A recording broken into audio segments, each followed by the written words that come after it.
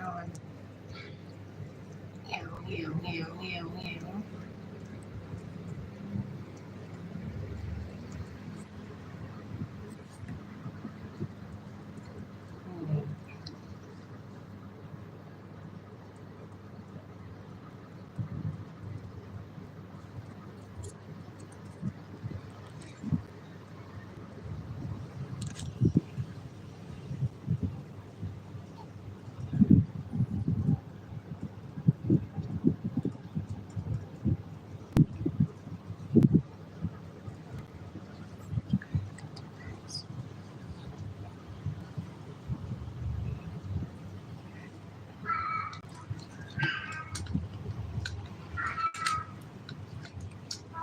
มาหาแม่มา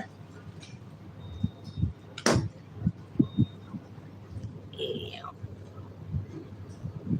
จมูกสีชมพูเหนียวเหนียวเหนียวเหนียว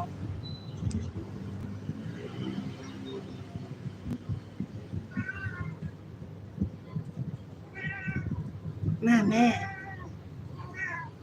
ไปไหนมาไปไหนมา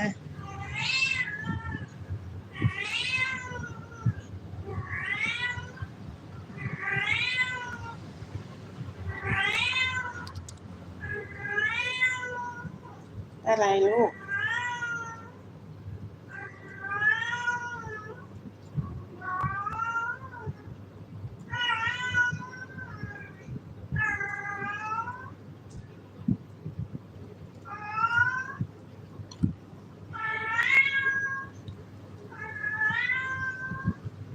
อย่าลงไป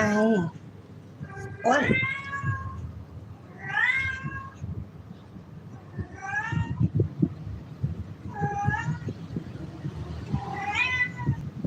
ขึ้นมาขึ้นมาอย่าไปกวนน้องเข้าใจไหม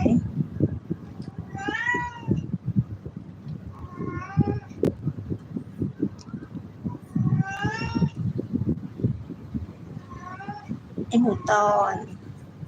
กินข้าวยังไม่ลงไปนะเดี๋ยวน้องตื่น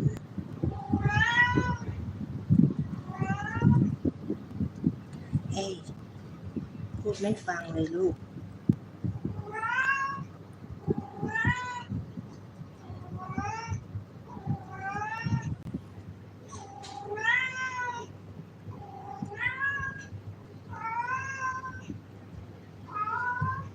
น้องนอน